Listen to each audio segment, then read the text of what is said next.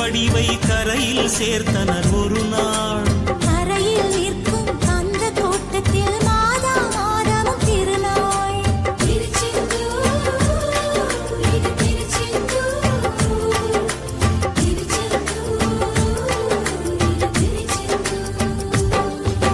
நீலக்கடல் அலைகள் நிரம்பத்தாலாட்டும் திருச்செந்தூர், இது திருச்செந்தூர்.